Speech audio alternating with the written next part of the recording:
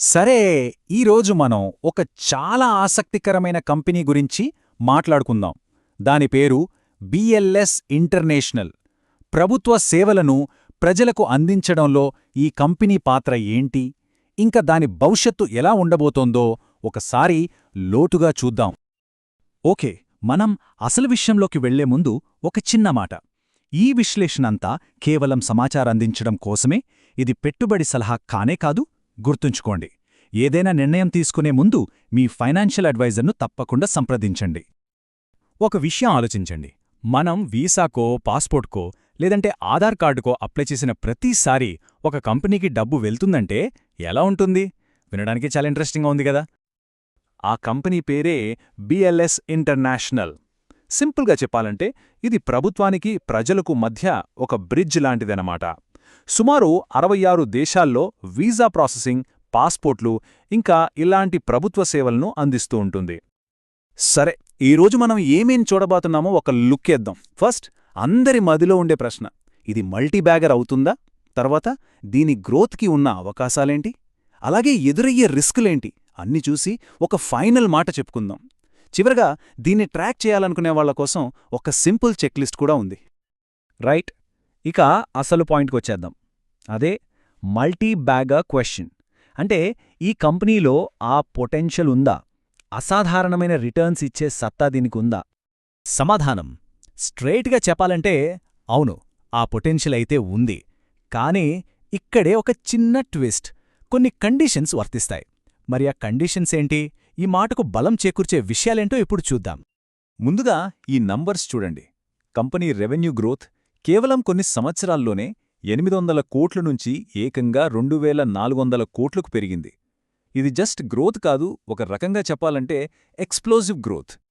ఇక్కడ విషయం కేవలం రెవెన్యూ పెరగడం కాదు, ఆ వచ్చిన డబ్బులో లాభం ఎంత వస్తోంది అనేది ముఖ్యం. దీని నెట్ ప్రాఫిట్ మార్జిన్ సుమారు 25%. అంటే ప్రతి 100 రూపాయల సంపాదన మీద 25 రూపాయలు నికర లాభం అన్నమాట. ఇది చాలా మంచి విషయం. ఓకే, గ్రోత్ బావుంది, ప్రాఫిట్స్ బాగున్నాయి. మరి ఫ్యూచర్లో ఈ గ్రోత్ ఎలా ఉండబోతోంది? దీని వెనకున్న అసలు కారణాలేంటో ఇప్పుడు డీటెయిల్డ్గా చూద్దాం. ఈ గ్రోత్కి ప్రధానంగా 4 పిల్లర్స్ ఉన్నాయనుకోవచ్చు. ఒకటి, యుఐడిఐ ప్రాజెక్ట్ లాంటి పెద్ద పెద్ద ప్రభుత్వ కాంట్రాక్టులు దక్కించుకోవడం. దీని విలువ చూడండి, 2055 కోట్లు. 2, యూరోప్, ఆఫ్రికా, ఇండియాలో కొత్త టెండర్లు గెలవడం. 3, చిన్న చిన్న కంపెనీలను కొంటూ విస్తరించడం. ఇక 4ది, వాళ్ల రీటైల్ సర్వీస్ నెట్వర్క్ను పెంచుకోవడం. ఈ రీటైల్ సర్వీసెస్ అంటే ఏంటి అని కన్ఫ్యూజ్ అవ్వద్దు. చాలా సింపుల్. మన పక్కన ఉండే కిరాణా కొట్టునే ఉదాహరణగా తీసుకోండి. వాళ్లు సరుకులు అమ్ముతూనే మొబైల్ రీఛార్జ్లు, బిల్ పేమెంట్స్ కూడా స్టార్ట్ చేస్తే ఏమవుతుంది? ప్రతి కస్టమర్ నుంచి ఎక్కువ సంపాదిస్తారు. ఇక్కడ బిఎల్ఎస్ కూడా అదే ఫార్ములా ఫాలో అవుతుంది. సరే, ఇప్పటిదాకా మనం పాజిటివ్స్ అన్ని చూశాం. అంతా బావున్నట్టే అనిపిస్తోంది. కాని ప్రతి కథలోనూ ఒక రెండో కోణం ఉంటుంది కదా.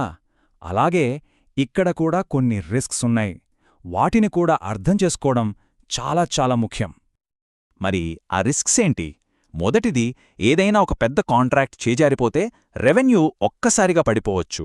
రెండోది, వీళ్లు కొనుగోలు చేసే కొత్త కంపెనీలను సరిగ్గా కలుపుకోలేకపోతే సమస్యలు రావచ్చు. మూడోది, ప్రభుత్వ పాలసీలుగాని, ట్రావెల్ రూల్స్గాని మారితే అది డైరెక్ట్గా వీళ్ల బిజినెస్పై ప్రభావం చూపుతుంది. ఇక చివరిగా, ఈ కొనుగోళ్ల కోసం అప్పులు పెరిగిపోతే అది కంపెనీ ఫైనాన్షియల్ హెల్త్కు మంచిది కాదు. ఓకే, సో పాజిటివ్స్ చూశాం, నెగటివ్స్ చూశాం. ఇప్పుడు వీటన్నిటినీ కలిపి ఒక ఫైనల్ మాటకి వద్దాం. ఈ బిఎల్ఎస్ బిజినెస్ మోడల్ని అర్థం చేసుకోవడానికి ఒక మంచి ఉదాహరణ టోల్ బ్రిడ్జ్. ప్రజలు ప్రభుత్వ సేవలు పొందాలంటే ఈ బ్రిడ్జ్ దాటాలి. అలా దాటిన ప్రతిసారీ ఈ కంపెనీకి డబ్బు వస్తుంది. అందుకే ఇది చాలా స్థిరమైన, హై ప్రాఫిట్ బిజినెస్. సో సింపుల్గా చెప్పాలంటే బుల్ కేస్ అంటే పాజిటివ్గా చూస్తే high profit margins, strong revenue growth, పెద్ద పెద్ద కాంట్రాక్ట్స్, ఇవన్నీ బలాలు. అదే బేర్ కేస్ అంటే నెగటివ్గా చూస్తే కాంట్రాక్ట్ రెన్యువల్స్ మీద ఆధారపడటం, కొత్త కంపెనీలను కలుపుకోవడంలో సక్సెస్ అవుతారా లేదా అన్నది, ఇంకా ప్రభుత్వ పాలసీల్లో మార్పులు, ఇవన్నీ బలహీనతలు. సో వాళ్ళు ఈ రిస్కుల్ని ఎంత బాగా మేనేజ్ చేస్తే అంత సక్సెస్ అవుతారు. సరే, ఈ కంపెనీని ఫాలో అవ్వాలనుకునే వాళ్ల కోసం ఒక సింపుల్ చెక్ లిస్ట్ ఉంది. ప్రతి క్వార్టర్లో ఏ ఏ విషయాలు గమనించాలో చూద్దాం. మనం రెగ్యులర్గా ఏం చెక్ చేయాలంటే రెవెన్యూ ప్రాఫిట్ గ్రోత్ కనీసం 15-20% ఉందా లేదా, ప్రాఫిట్ మార్జిన్లు స్టేబుల్గా ఉన్నాయా, కొత్తగా పెద్ద కాంట్రాక్ట్లు ఏమైనా గెలిచాలా లేదా పాతవి రెన్యూ అయ్యాయా, కొత్త కొనుగోళ్ల తర్వాత అప్పులేమైనా పెరిగాయా, అలాగే వాళ్ళ సర్వీస్ సెంటర్ నెట్వర్క్ పెరుగుతోందా లేదా. ఈ 5 పాయింట్లు చూస్తే చాలు.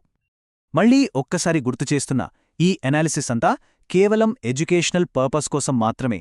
ఏదైనా నిర్ణయం తీసుకునే ముందు మీ సొంత రీసెర్చ్ చేయడం చాలా ముఖ్యం. వెళ్లే ముందు ఒక పెద్ద ప్రశ్నతో మిమ్మల్ని వదిలేస్తున్నాను. ప్రభుత్వాలిలా తమ సేవలను ప్రైవేట్ కంపెనీలకు అవుట్సోర్స్ చేయడమే ఫ్యూచరా? నిజంగా అదే జరిగితే ఈ గ్లోబల్ షిఫ్ట్లో అతి పెద్ద విన్నర్స్ ఎవరుంటారు? ఒక్కసారి ఆలోచించండి.